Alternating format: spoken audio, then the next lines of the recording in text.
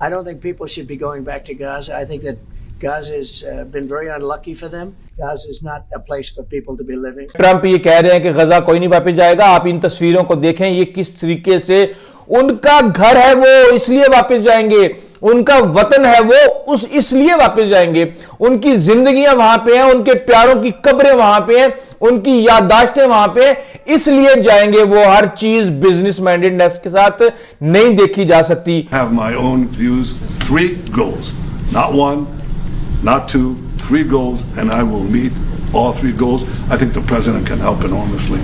He brings fresh thinking. To do list भी मैं आपको बता दूं कि ट्रंप की टू डू लिस्ट जो है वो तैयार है कि ट्रंप ने इख्तिदार में आने के बाद क्या करना है। उसने वापस आने के बाद सबसे पहले एथनिक क्लिनजिंग का जो हिसाब किताब सारा लगा हुआ है उसके लिए ग्राउंड साफ करना है। फिर उसने जो वेस्ट बैंक का मामला है उसको उसने क्लियर करवाना है। फिर उसने जो गजा का मामला है उसको उसने क्लियर कराना है। लिबनान के अंदर जो सारे मामला इश्यूज फंसे हुए हैं इसराइल के, उसको उसने क्लियर करवाना है। और उसने सेटलर्स के लिए जो इसराइल के ऊपर बैन लगा हुआ है उस बैन को उसने उठाना है। और फिर वेपन्स का ट्रांसफर जो है उसको भी उसने खत्म करना है। तौरात है यहूदियों की मजहबी किताब, उसमें यह लिखा हुआ है कि हजरत इब्राहीम से अल्लाह का वादा था कि अगर तुम जो तालीमात तुम्हें दी गई हैं उस पर पाबंदी से अमल करते रहोगे तो तुम्हें एक ग्रेट लैंड यानी ग्रेटर लैंड दी जाएगी, किंगडम ऑफ हेवन भी कह सकते हैं।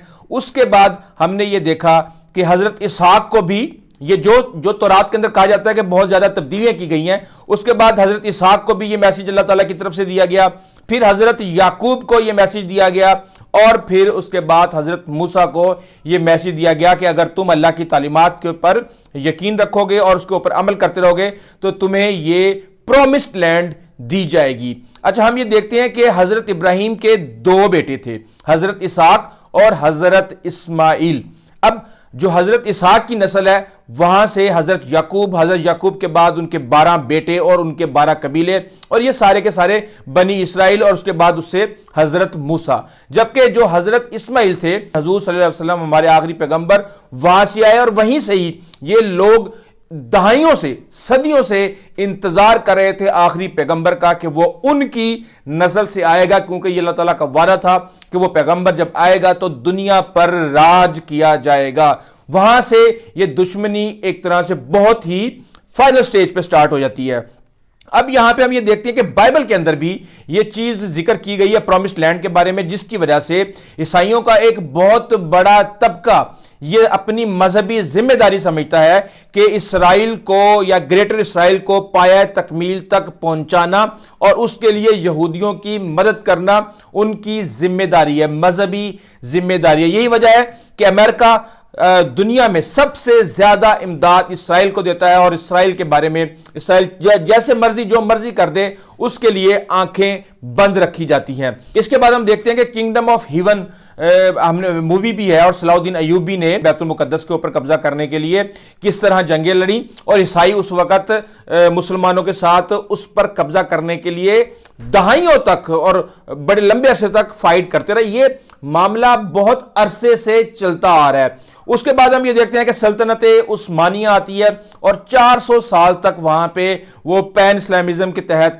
मामलात को कंट्रोल में रखते हैं और फिर पहली जंग अजीम होती है और उसके बाद सल्तनत उस्मानिया का खात्मा हो जाता है और वहां पे बरतानिया का राज आ जाता है। अब यहां पे ज़ायोनिस्ट जो है वो अपना पहले से ही खेल बना के बैठे हुए थे, क्योंकि 1898 में यानी कि पहली जंग अजीम के शुरू होने से तकरीबन 17 साल पहले थियोडोर हेजल ने पेन डाउन किया था और लिखा था वो सारे का सारा फिलॉसफी कि ग्रेटर इसराइल की लैंड कहां से कहां तक होगी और वो जो भी उनके मजहबी मसवदे हैं उनको वो एक पेपर के ऊपर लेके आया था। उसके बाद हम ये देखते हैं कि जब जंग खत्म हो जाती है और पेरिस के अंदर पीस कॉन्फ्रेंस होती है 1919 में, तो वहां पे चाइम वाइजमैन पेश करता है एक आजाद इसराइली रियासत का जो यहूदियों के तहत चलेगी। वहां से ये काम शुरू होता है और ये आइडिया जो है अरबों को तकसीम करने का, इस चीज को مد نظر رکھا جاتا ہے کہ مسلمانوں کے اندر وہ کون کون سی کمزوریاں ہیں. ایک نیشنلزم, دوسرا سیکٹیرینزم. ان سب کے ساتھ کھیل کے آپ نے with the passage of time ان کو مکمل طور پہ ختم کرنا ہے. اب یہ کام ہو جاتا ہے اور اس کے بعد ہم یہ دیکھتے ہیں کہ 1948 یعنی 14 مئی 1948 کو بیلفور ڈیکلیریشن ہوتا ہے یو این کی رضامندی کے ساتھ, اور ڈیوڈ بین گورین جو ہے پہلے وزیر اعظم, وہ اس چیز کا اعلان کرتے ہیں کہ بنا دیا گیا ہے اسرائیل کو, اور اس کو عربوں نے تسلیم کرنے سے انکار کر دیا. یہاں پہ ایک امپورٹنٹ چیز ہے کہ وہ شخص جس کا نام ہے مناہم بگن, یہ وہ شخص ہے جس نے لیکوڈ پارٹی جس کے اب وزیر اعظم ہے نیتن یاہو, انہوں نے گریٹر اسرائیل کو اپنا سیاسی ایجنڈا بناتے ہوئے اس پارٹی کی بنیاد رکھی تھی. اور یہی وجہ ہے کہ نیتن یاہو گریٹر اسرائیل کے معاملے کو اپنا سیاسی ایجنڈا اور اپنا مذہبی ایجنڈا سمجھتے ہوئے جو رائٹ ونگ یہودی ہیں, زائونسٹ ہیں, ان کو وہ اس حساب سے لے کر چل رہا ہے. اب اس کے بعد ہم یہ دیکھتے ہیں کہ جب سلطنت عثمانیہ کو ڈیوائیڈ کیا جاتا ہے تو وہاں پر اس طریقے سے نیشنلزم اور سیکٹیرینزم یعنی شیعہ سنی اور عرب اور ترک, کرد, اس طریقے شامی, ایرانی, فارسی, ان کو اس طریقے سے تقسیم کیا جاتا ہے کہ کل کو اگر ان کو لڑانا ہے تو یہ کام بہت زیادہ آسان ہو جائے, اور اس طریقے سے جو انریزولوڈ ڈویژنز تھی مڈل ایسٹ کی اس کا فائدہ اٹھایا گیا. اب اس کے بعد کام ہوتا ہے اسرائیل کا شروع. اب جب اسرائیل کے اوپر جیسے ہی یہ اعلان ہوتا ہے عرب اس سے انکار کر دیتے ہیں, اور یہاں پر آپ نے ایک بات کو مد نظر رکھنا ہے کہ گزشتہ 60, 70, 80 سالوں سے جب اسرائیل کے اوپر حملہ کیا گیا ہے وہ پہلے سے پلانڈ ہوتا تھا, اور اسرائیل ہمیشہ اس جنگ کی صورت میں کسی نہ کسی جگہ پر قبضہ کرتا رہا. اب 1948 کے اندر جب اسرائیل کی ریاست کا اعلان کیا جاتا ہے تو فوری طور پہ عرب اس کو ماننے سے انکار کر دیتے ہیں اور جنگ شروع ہو جاتی ہے. جنگ شروع ہوتی ہے, اور جب جنگ کا خاتمہ ہوتا ہے تو جو یو این نے فلسطین کو جگہ دی تھی اس کا 78% پہ اسرائیل قبضہ کر لیتا ہے. یعنی کہ جو ایک ریاست بنائی گئی تھی فلسطین کی وہ اس کے اوپر بھی قبضہ, یعنی ایکسپینشن کا پلان اور پرومس لینڈ کی جو باؤنڈریز ہیں جو دریائے نیل سے لے کر دریائے فرات تک. دریائے فرات کا آپ کو پتا ہے کہ حضرت عمر کا مشہور قول ہے کہ اگر دریائے دجلہ اور فرات کے کنارے کوئی کتا بھی پیاسا اگر رہ جائے یا مر جائے تو میں اللہ کو اس کا ذمہ دار ہوں گا, مجھے خوف آتا کہ مجھ سے اس کا حساب لیا جائے گا. تو یہ وہ لینڈ ہے جو کہ عراق اور شام تک پہنچی ہوئی ہے, اور اس کے اندر سعودی عرب کا علاقہ بھی شامل ہے. اچھا, اس کے بعد پھر ہم دیکھتے ہیں کہ 1967 کے اندر پھر دوبارہ 6 ڈے وار شروع ہو جاتی ہے. اب جب یہ 6 ڈے وار شروع ہوتی ہے تو یہاں پہ کھیل اور زیادہ گھمبیر ہو جاتا ہے, اور ہم دیکھتے ہیں کہ اس میں Sinai desert, West Bank, East Jerusalem, Gaza Strip اور گولان ہائٹس کے اوپر حملہ کر کے وہ اس کے اوپر قبضہ کر لیتا ہے. یعنی مزید ایکسپینشن, مصر کی طرف بھی ایکسپینشن ہو گئی, سیریا کی طرف بھی ایکسپینشن ہو گئی, اور اس کے بعد جو جگہ تھی وہاں پہ فلسطین کی وہاں پہ بھی مکمل طور پہ قبضہ ہو گیا. وہ بچارے وہ وہاں پہ صرف فلسطینی رہ رہے ہیں, وہاں پہ ان کا اور نہ کوئی حکومت, نہ کوئی فوج, نہ کچھ اور چیز, یہ صرف نام نہاد ہے, اور آپ کہہ سکتے ہیں کہ وہاں پہ ایک مائنورٹی وہاں پہ زندگی گزار رہی ہے. اس کے بعد بھی ان کا کام نہیں بنتا. وہ دیکھتے ہیں کہ لبنان کی طرف بھی حزب اللہ کی صورت میں اور دیگر صورتوں میں معاملات ٹھیک نہیں چل رہے.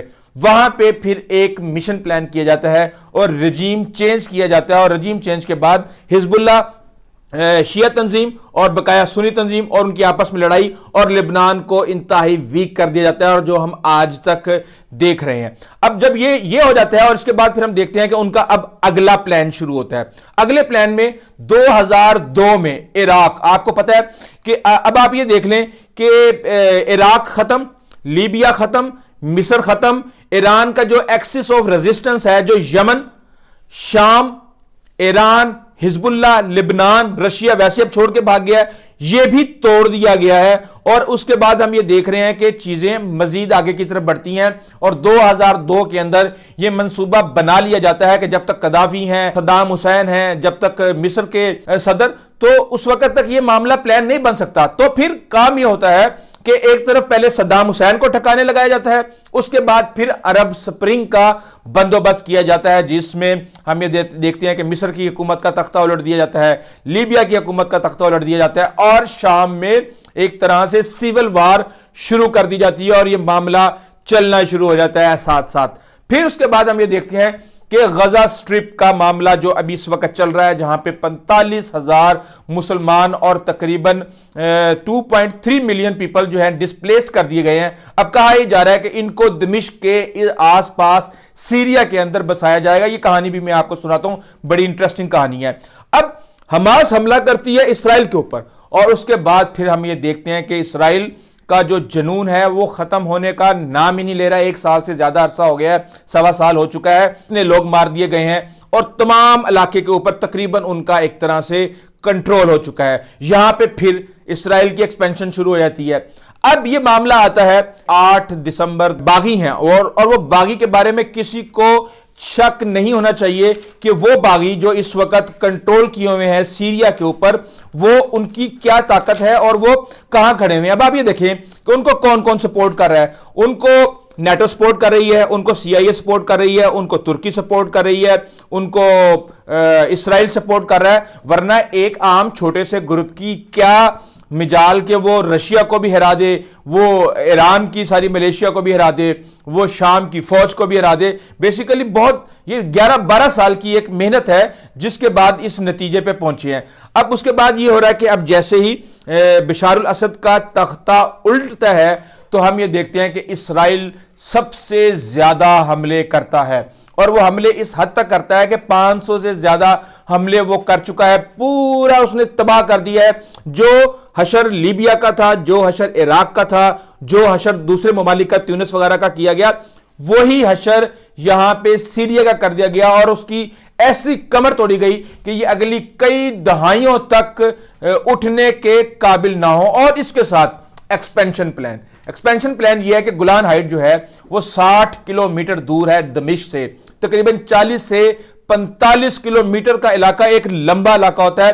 اس کے اوپر اسرائیل حملہ کر کے وہاں پہ دمشق سے صرف 25 کلومیٹر دور جا کے بارڈر کے اوپر بیٹھ گیا ہے. اور اب پلان یہ کیا جا رہا ہے کہ یہ جو لاکھوں فلسطینی ہیں جہاں ان کو بسایا جائے گا, وہاں سیٹلرز کو بھی پلان کیا جائے گا. اور اب میں آپ کو بتا دوں کہ ٹرمپ نے ٹو ڈو لسٹ بھی ایک بنائی ہوئی ہے جو کہ گریٹر پلان کا حصہ ہے, اس میں بھی بہت کچھ ہونے جا رہا ہے. اب جب ہم یہ دیکھتے ہیں کہ ایک ایک کر کے عراق, لیبیا, مصر, ایران, ایکسس آف ریزسٹنس سب ختم ہو جاتے ہیں. روس کو یوکرین میں پھنسا دیا جاتا ہے, ایران کے اوپر حملے کیے جاتے ہیں. ایران کا جو حزب اللہ کو سپورٹ ہے یمن کے اندر, وہاں پہ امریکہ اور UK کے جہازوں نے, ہم دیکھ رہے ہیں مسلسل ان کے اوپر حملے کیے. اور جیسے ہی حزب اللہ کے ساتھ ایگریمنٹ ہوتا ہے تو اس کے بعد شام کا فرنٹ کھول دیا. تو یہ سارے کے سارے سیکوینس جو ہیں وہ آپس میں ملتے ہیں. اب اسرائیل نے جس طریقے سے تباہی پھیر دی, اب یہ معاملہ ایسے چلتا جا رہا ہے. اب جو ہے, اور ہم یہ دیکھ رہے ہیں کہ اس وقت تقریباً گریٹر اسرائیل جو ہے ہزاروں سالوں کی تاریخ کے بعد, سینکڑوں سالوں کی تاریخ کے بعد اب تقریباً فائنل سٹیج کے اندر داخل ہو چکا ہے. اور یہ کوئی ڈھکی چھپی بات نہیں ہے. نیتن یاہو جھنڈا لے کے یوں اس طریقے سے میپ لے کے گریٹر اسرائیل کا سب کے سامنے آتے ہیں, اور وہ بڑے اسے فخر کے ساتھ کہتے ہیں کہ گریٹر اسرائیل ہم نے بنانا ہی بنانا ہے. نیتن یاہو کی پارٹی کے لوگ ہیں وہ یہ کہہ رہے ہیں کہ دمشق تو ویسے ہی ہمارا ہے, یعنی کہ وہ وہاں تک اس باؤنڈری تک, دریائے فرات کی اس باؤنڈری تک وہ پہنچ چکے ہیں جو پرومسڈ لینڈ کے زمرے میں آتی ہے.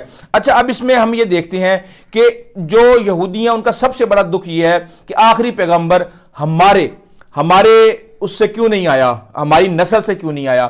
اور حضور صلی اللہ علیہ وسلم نے اس حوالے سے ایک طرح سے پیشن گوئی کر دی تھی کہ یہ لوگ تمہیں نہیں جینے دیں گے. اور سورہ المائدہ کی آیت نمبر 51 کا ترجمہ میں آپ کو بتا دیتا ہوں, جس سے ساری صورتحال آپ کے سامنے کلیئر ہو جائے گی کہ اے ایمان والو, یہود و نصارہ کو دوست نہ بناؤ, وہ آپس میں ایک دوسرے کے دوست ہیں, اور جو کوئی تم سے ان کے ساتھ دوستی کرے تو وہ انہی سے ہے, اللہ ظالموں کو ہدایت نہیں کرتا.